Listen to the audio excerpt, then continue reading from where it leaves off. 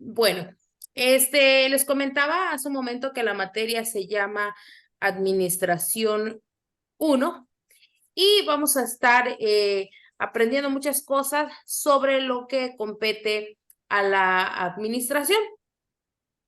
Como ustedes saben, la administración tiene antecedentes bastantes recónditos, es decir, la administración nació desde hace muchísimo tiempo.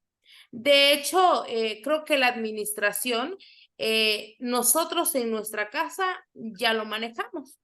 No sé si recuerdan, por ejemplo, cuando a lo mejor íbamos a la primaria o a la secundaria, nuestros papás nos decían, te voy a dar 100 pesos y lo administras durante toda la semana. Y a veces nos los gastábamos al segundo o tercer día, ¿verdad? Y pues nos quedábamos sin gastos. Entonces, ¿se imaginan desde ese punto ya la administración como tal? Pues ya existía. Haciendo una breve historia, vamos a irnos un poquito. No sé si recuerdan nuestros libros de primaria, tal vez por ahí del tercer, cuarto, quinto grado. ¿Se acuerdan de lo que era la Edad Media? No sé si lo recuerdan. ¿Recuerdan ese tema de la Edad Media, Javier? Muy poco, profe. No, Pero sí, pero sí se acuerdan cuando nos hablaban de la Edad Media, cuando menos el concepto Edad Media, sí lo recuerdan. sí, profe, sí, pero ya Ok, estamos, fue de la bueno, primaria, ¿eh? ajá. Pues fíjate que en la etapa de en la Edad Media, surgieron muchísimos cambios y precisamente fueron cambios benéficos para la administración. En la Edad Media, fíjate que solamente existían dos tipos de personas, por decirlo así. Existían los reyes y los virreyes y existían los vasallos. Así se le llamaba vasallos, aunque realmente pudiéramos decir que los reyes pues eran los ricos y los vasallos pues éramos los pobres, ¿no? Los que trabajábamos para el patrón. Dice la historia de la Edad Media que en ese entonces los vasallos o los esclavos, como quieran llamarles, se sometían a los virreyes o en este caso a la gente rica, a la gente poderosa que tenía muchos bienes. Y fíjense que esta persona tenía que trabajar 12 años con esta persona y no le pagaba con recursos económicos, con dinero, con monedas. Les pagaba con lo que en este caso trabajaban en la tierra, es decir, si sembraban frijoles, si sembraban maíz, tomate, etcétera. Así, lo que hacía en este caso el virrey es que le pagaba con el mismo producto, es decir, no tenía ni el beneficio de que obtuviera, en este caso, monedas o billetes para que pudiera comprar otra cosa. Aunque de hecho en la Edad Media todavía lo que era la compra-venta, pues no existía. En este caso solamente era como el intercambio de trabajo por producto. Entonces, dice la historia que en este caso el esclavo se sometía a 12 años con este rey. Al finalizar los 12 años de trabajo, el rey le donaba una porción de tierra a ese trabajador. Pero fíjense que como siempre, desafortunadamente, tiene que haber ricos para que haya pobres y pobres para que haya ricos. Entonces, ¿saben qué pasaba después de los 12 años? Le daba la tierra, pero le pongamos que yo trabajé con alguien, ya trabajé 12 años, me dieron una porción de tierra, pero después de esos 12 años que me lo dieron, si yo me muero a los 15 años, ¿qué les parece? ¿Saben qué pasaba con esa tierra? Automáticamente volvía a regresar a los reyes o a los virreyes. En pocas palabras, estábamos diciendo que solamente le daban prestado la porción de tierra. Pero ¿saben quién sí al final de la Edad Media terminaron con bastantes riquezas? Fue la Iglesia Católica, porque los sacerdotes formaban parte de la Iglesia Católica. Entonces, estos sacerdotes se sometían a los reyes y les daban la porción de tierra, pero acuérdense que los sacerdotes mueren, pero la iglesia no. Y entonces, como esta porción de tierra le daban a la iglesia, pues la iglesia ya se quedaba con la tierra porque la iglesia jamás va a morir, porque estamos hablando que es un ente público, que solamente las personas forman parte de ella, pero como tal, la iglesia jamás va a terminar. Esa es una breve historia de la Edad Media. Otro cambio también que hubo de la Edad Media para acá fue lo mismo. En ese entonces les comentaba hace rato que todavía no existía el comercio. Entonces, fíjense que aquí empezó a aparecer en la Edad Media, solamente que en la Edad Media le conocimos como el famoso trueque. No sé si te acuerdas de ese concepto, Javier. Sí. Sí, para ustedes, ¿qué era el trueque? ¿Se acuerdan qué era el trueque?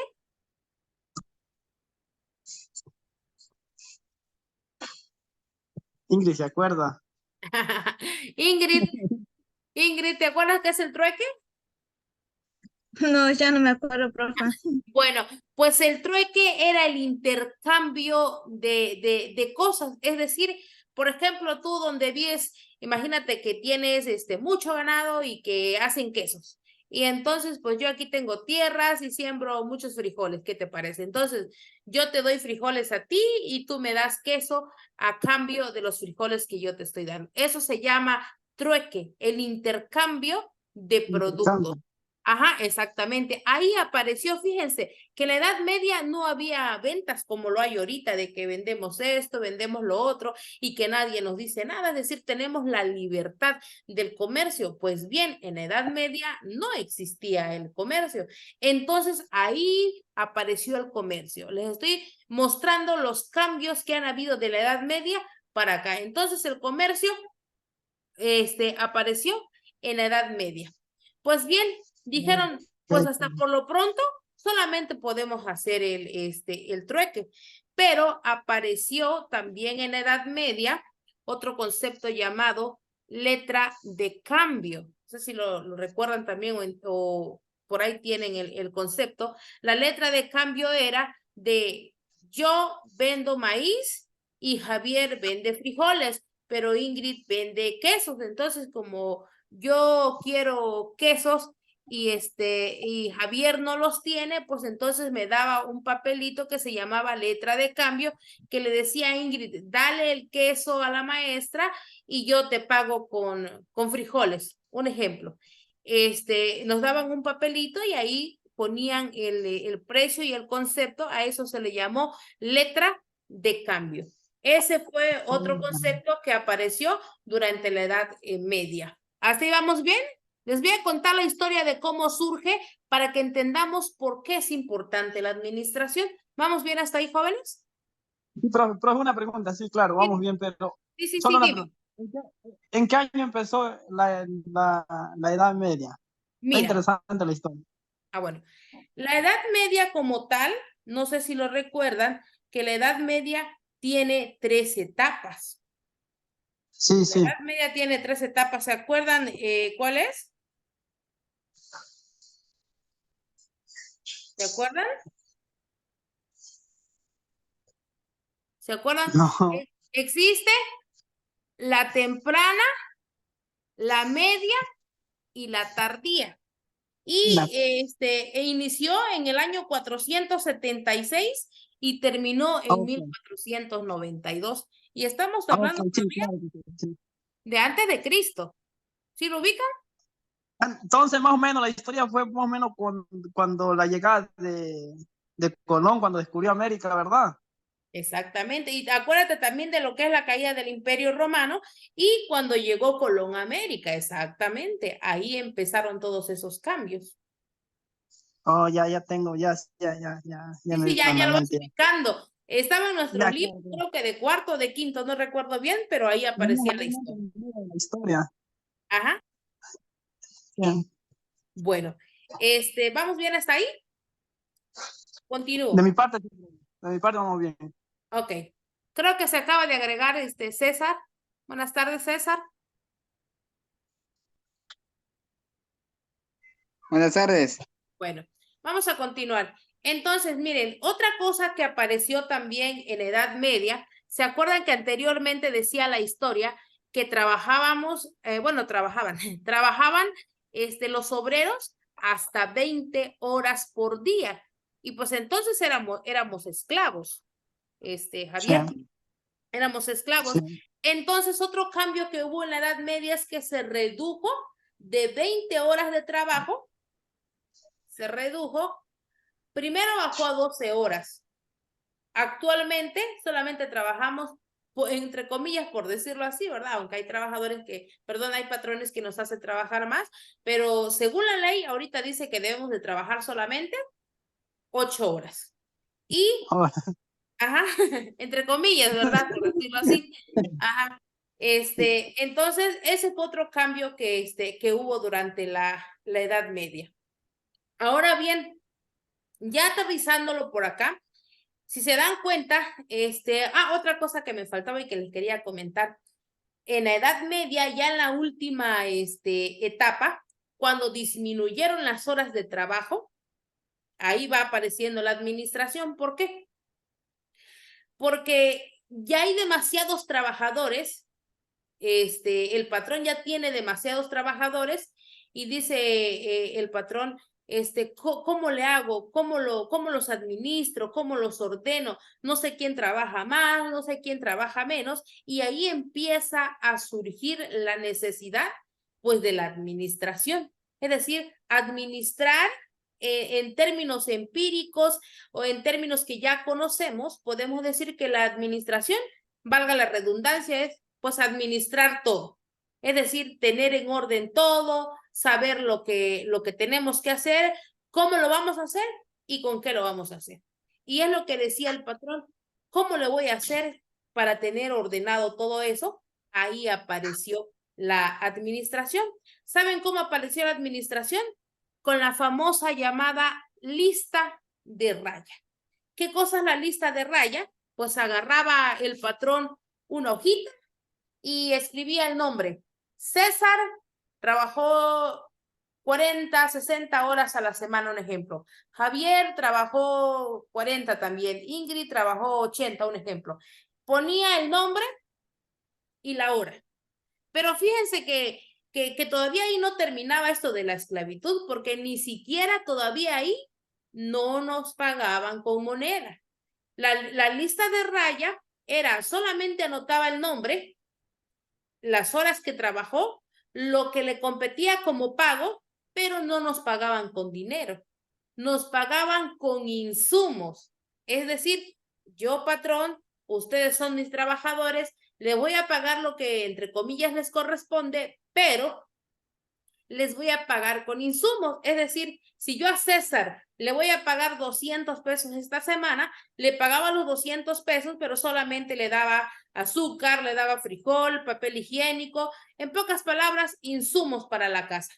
Fíjense hasta dónde llega el poder del trabajador o de los ricos, por decirlo así, ¿verdad? Y no es que esté en contra de ellos, pero si el azúcar yo como patrón lo pagaba a 10 pesos, a César se lo vendía a 20 pesos. Es decir, te lo pagaba como que si el azúcar valía 20 pesos, pero yo realmente lo estaba pagando a 10 pesos. Es decir, yo lo compraba con alguien más a 10 pesos y a César se lo vendía a 20 pesos. Es decir, imagínense si a César le iba a pagar 200 pesos, perdón, y si todos los productos se lo metía al doble, significa que a César solamente le estaba pagando 100 pesos. Es decir, todavía le seguía robando. ¿Se imaginan? ¿Entienden la historia de por qué es importante administrar todo? César, ¿vamos bien? Sí, vamos bien. Ok. Y pues bien, la administración apareció derivado de todas esas necesidades que yo les estoy comentando.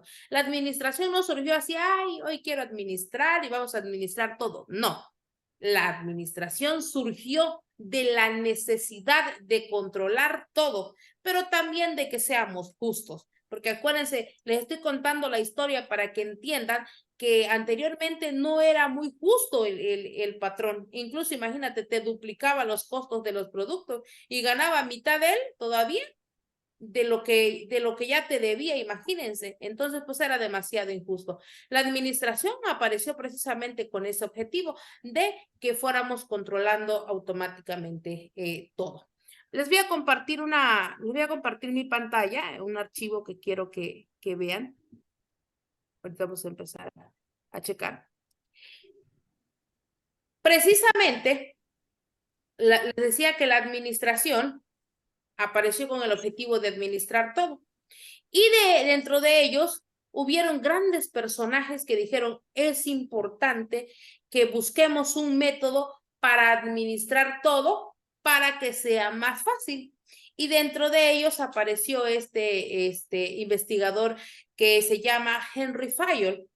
Henry Fayol es uno de los principales padres de la administración, por decirlo así, porque él dijo es importante que todo lo que compete a la administración esté bien hecho.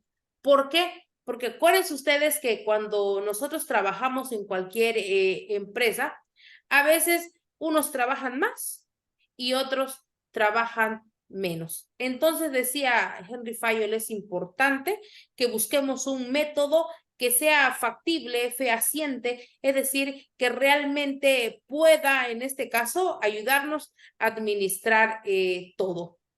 No sé si hasta ahí ahorita van entendiendo cuál es la importancia de la administración.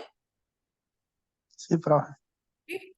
Bueno, Sí, sí. voy a hacer una pregunta para que comprendamos bien lo que es la administración y se la voy a hacer a Ingrid. Y después de Ingrid, si alguien no puede Ingrid, vamos con la siguiente persona. Quiero que me digan cuál es el procedimiento para sentarse en una silla. ¿Quién dice yo? Ingrid. ¿Cómo la pregunta, profa? ¿Cuál es el procedimiento para sentarse en una silla? No quiero que piensen mucho, quiero que lo que les venga a la mente sea lo primero que me digan. En este caso, sí, como tú quieras, como tú puedas, como tú pienses que es, y ahorita les voy a explicar por qué la pregunta. Acomodarse, antes Ujú. de sentarnos, acomodarnos bien. Ajá. Y ya. Pues, Acomodar la silla en un buen lugar, que esté plano. Ajá.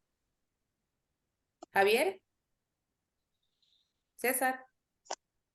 Que esté la silla en un lugar plano. Porque Ajá. de un lado, pues, se Ajá. vaya uno de espalda, pues, no está sentado. Fíjense que tenemos ese concepto de que efectivamente, como decía un alumno, pues yo me voy por detrás y me caigo sobre la silla. Y pudiéramos decir que es lo más práctico, ¿no? Sentarse en una silla y ya, fácil. Pero, ¿y si la silla tiene una pata rota? Y si la silla no está en un buen lugar, como decía César, si no está en un buen lugar, y si está rota, y si tiene una pata más corta, sí se dan cuenta que hay muchas cosas allá atrás que debemos prever antes de sentarnos. Así es la administración. La administración no es tan sencilla de decir, ay, administro y tan fácil. No, en la administración tenemos que prever muchas cosas, pero sobre todo ustedes como administradores, que van a ser administradores, administrar la contabilidad como tal, porque acuérdense que nuestra carrera es contaduría pública, entonces vamos a administrar la cuestión contable. Entonces, si ya de por sí imagínense, la contabilidad pues es difícil, es complicada, ya lo están viendo en las clases. Ahora imagínense administrar la contabilidad, es aún todavía mucho más difícil. Por eso, dice William Shakespeare en uno de sus libros, dice que su maestro le decía que el error de un abogado, ¿en dónde creen que está? ¿En dónde creen que está el error de un abogado? En la cárcel. En la cárcel. ¿Y en dónde creen ustedes que está el error de un doctor? En el panteón. Pero en dónde creen ustedes que está el error de un contador? ¿En las cuentas? Números. En En un cero, muchachos, porque si te digo, le digo a mi contador César, a ver, contador César, declare 100,000 pesos, pero el contador César se le fue un cero, ¿y cuánto se hizo? 1 millón. 1,000,000. Ay, César va a poner los 900,000, ¿lo ven? Ay, ay, ay. Sí se dieron cuenta porque es importante administrar la contabilidad. O sea, si vas a hacerlo, hazlo bien. ¿Hasta ahí vamos bien, muchachos? Sí. Sí. Bueno, entonces dice Henry Fayol, bueno, para que no nos pase lo del doctor, ni lo del abogado, ni lo del contador, vamos a ejecutar, vamos a buscar la manera de cómo es que vamos a administrar. Y dentro de ello, no sé si logran ver mi pantalla, ¿logran ver la pantalla? Sí, profe. Sí. Yo sí. Bueno, ahí dice, 14 son los principios de la administración de Henry Fayol. Y ya se los mandé también a la plataforma para que le echen una leidita después. Y el primer principio que dijo Henry Fayol, división del trabajo. ¿Qué significa división del trabajo? En términos como ustedes lo conocen. Si estuviéramos en una casa y le pongamos que Ingrid y yo somos hermanas y estamos en la misma casa, nos dirían, ¿saben qué? Vean cómo se administran para que limpien la casa. Entonces, lo primero que haríamos con Ingrid es dividirnos el trabajo. Dice Henry Fayol, división del trabajo. El objetivo de dice, el primer principio de la administración es producir más y mejor trabajo con menor esfuerzo. ¿Qué quiere decir Henry Fayol? Que al dividir el trabajo, vamos a hacerlo, número 1, más rápido. Entonces vamos a estar reduciendo primeramente tiempo y número 2, estaríamos reduciendo esfuerzo, porque a lo mejor lo que a Ingrid le iba a llevar 6 horas para limpiar la casa, si lo hacemos entre las dos, nos va a llevar 3 y 3. Entonces, se cansa menos Ingrid, me canso menos yo y lo hacemos en menos tiempo. Por eso es importante este primer principio, la división del trabajo. ¿Cómo ven? ¿Vamos bien?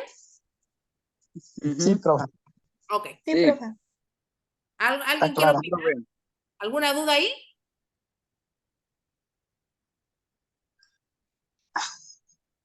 ¿Javier? No, profe, está claro sobre la administración, lo que dijo usted, división del trabajo, es Ajá, lo que yo entiendo igual. ajá. Bueno. El siguiente principio es autoridad. La autoridad. Nos estamos quedando sin tiempo. En cuanto terminemos, por favor, le vuelven a dar clic en el mismo link para que continuemos. ¿Les parece? Ok. Bueno. Entonces, el siguiente sería la autoridad. Es el segundo punto. ¿Por qué la autoridad? Fíjense que generalmente, les pongo el ejemplo de la administración dentro del hogar, porque creo que es en el que vivimos cotidianamente. Imagínense, en nuestra casa está nuestro papá y nuestra mamá. Pudiéramos decir que ahí hay dos autoridades. Y le pongamos que Javier Javier es un niño pequeño todavía, 12 años, está en la primaria, un ejemplo. Y Javier le dice a su papá, papá, ¿me das permiso de salir a jugar con el vecino? No es un ejemplo. Y tu papá te dice, Javier, no sé, dile a tu mamá. Vamos con la mamá, mamá, ¿me da permiso de ir a jugar con el vecino? No sé, dile a tu papá, él es el que manda. Y empezamos como que me voy con me voy con el otro, bueno, ¿quién es el que manda? Si esto pasara dentro de la administración, ustedes no se imaginan el enorme caos que puede existir. Porque imagínate, voy con el de recursos humanos o voy con el gerente, voy con el subgerente, en fin, hay varias autoridades dentro de la misma empresa, entonces ya no sabemos a quién servirle. Como dice el dicho, que el que sirve a dos, con alguno queda mal. ¿Por qué? Porque puede venir uno y me va a decir, quiero que me entregues este balance para dentro de 2 horas, pero puede que al rato venga otro y te dice, no, es que quiero esto porque urge más y lo quiero para dentro de 1 hora. Entonces, dice Henry Fayol, tiene que haber una autoridad y dice el derecho a dictar órdenes junto con las cuales debe ir equilibrada la responsabilidad de su función. Es decir, la autoridad es importante, pero solamente debe de haber uno. Por eso es que dentro de las empresas hay muchas oficinas o departamentos y generalmente por cada oficina pues hay un jefe y hay un auxiliar. Entonces, el único que debe de mandar dentro de esa oficina pues es el jefe, porque si viene y manda otro, a eso se le llama duplicidad de puestos, pero al mismo tiempo también estamos hablando de una duplicidad de autoridad y no podemos servir a dos al mismo tiempo porque entonces pues no trabajaríamos bien. ¿Ese concepto queda claro? Sí, profe, está claro. Perfecto. Vamos Por con mí el está claro. siguiente. Ajá. Ingrid, ¿vamos bien? Sí, profe. Ok. El tercero es disciplina. Dice, los empleados deben de obedecer, pero este tema tiene dos caras. Los empleados obedecerán, solo la gerencia hace su parte proporcionando una buena lección. Les voy a poner un ejemplo de lo que es la disciplina, para que lo entendamos igual en términos contables. La disciplina dentro de la administración repercute en la administración contable. ¿Cómo? Les voy a poner un ejemplo. Le pongamos que ustedes tres trabajan en la misma oficina o en el mismo lugar, vaya. Y en ese lugar donde ustedes trabajan, elaboran zapatos, ¿sale? Elaboramos zapatos. Entonces, la hora de entrada es de 8 de la mañana a 4 de la tarde. Pero resulta, acuérdense la disciplina, resulta que César dice el primer día, ay, es lunes, no creo que me digan nada, voy a llegar 15 minutos tarde. Y entonces César llega 15 minutos tarde. Y dice Javier, no, yo como vivo lejos y es lunes, todavía vamos a empezar. Yo voy a llegar 20 minutos tarde porque llega más lejos Javier. Ahí llevamos 15 de César y 20 de Javier, ya llevamos 35 minutos. Y dice Ingrid, bueno, yo como vivo un poquito más cerca, me voy a llegar a las 8:20. Y entonces 35 más 20 son 55 minutos. Valga la redundancia, lo vamos a redondear y vamos a decir 60 minutos, ¿sale? ¿A cuánto equivale 60 minutos? Una hora. Una hora. Una hora. Pero ustedes trabajan 5 días a la semana. Y como ya están acostumbrados y son indisciplinados, al siguiente día martes vuelven a llegar en diversos horarios. A lo mejor uno llega a las 8:20, los otros a las 8:30, los otros a las 8:05, pero se vuelve a hacer otros 60 minutos, ¿le parece? Estamos hablando 2 horas. Y así sucesivamente. Lo que significa que a la semana tenemos ¿cuánto? 5 horas retrasadas. Aparentemente el patrón no se está dando cuenta, no, pero por eso muchas empresas se van a la quiebra. 5 horas a la semana. ¿Cuántos serían al mes, jóvenes? Le pongamos 20. 20 horas. Le pongamos 20 horas. Ajá, son 20 horas. Pero resulta que por cada uno de ustedes hace un zapato por cada 2 horas. ¿Cuántas horas teníamos? 20. Pero como se hace por cada 2 horas, ¿cuántos zapatos son? Fueron 10 pares de zapatos que se están perdiendo ahí. ¿Sí me ubica? Sí, sí, profe. Pero ¿a cómo valen los zapatos?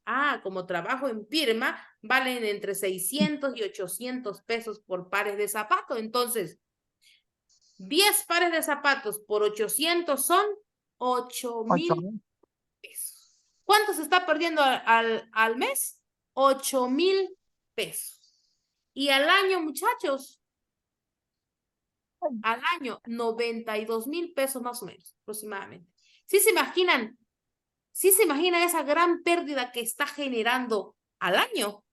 Imagínense cuánto dinero que pudieron haber ustedes disfrutado en el reparto de utilidades. El reparto de utilidades, el contador se los va a enseñar, es dividir las ganancias que se obtuvo durante el año entre todos los trabajadores. Entonces, esos 92,000 pesos que se perdieron por llegar tarde, por ser indisciplinados. Por eso acuérdense, la disciplina, si no se hace tal cual, si el empleado no es disciplinado, al final del año me va a generar pérdidas en vez de ganancia. Entonces, ¿sí entienden por qué para Henry Fayol era importante, súper importante la disciplina, muchachos?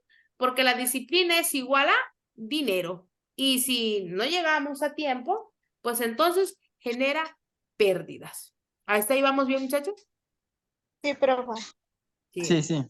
¿Ya bien porque es Sí, sí. importante la administración? No es algo así de administro y ya, no.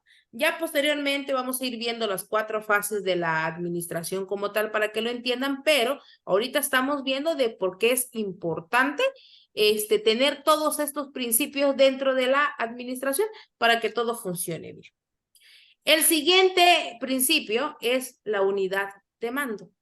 Dice, cada trabajador debe tener solamente un jefe, sin otras líneas de mando ni de conflicto. Esta unidad, cuando hablamos de unidad de mando, estamos hablando que tú no puedes trabajar en 2 departamentos al mismo tiempo. Ahora es viceversa. Hace rato yo no puedo tener en una oficina dos patrones. Y la unidad de mando, su nombre lo dice, unidad, espacio, local o en este caso oficina, como quieran llamarle. Imagínense que tuviéramos a Ingrid trabajando en el departamento de recursos humanos y trabajando en el departamento de tesorería. ¿Ustedes creen que pudiera trabajar? No. Por eso en la administración dice el hombre adecuado para el puesto adecuado. Es decir, cada quien en su lugar, cada quien en lo que le compete. No podemos hacer 2 o más trabajos. ¿Por qué? Porque entonces no lo vamos a hacer bien. Por eso es que es importante, dice, unidad de mando. Solamente trabaja en un solo lugar, en una sola unidad, con un solo patrón. Para que en este caso, ahí sí seas el hombre adecuado para el puesto adecuado y no generemos conflictos. Porque acuérdense que también tener 2 patrones o tener en este caso 2 trabajos o 2 oficinas dentro de la misma empresa, pues sí nos va a generar muchos problemas. ¿Cómo ven?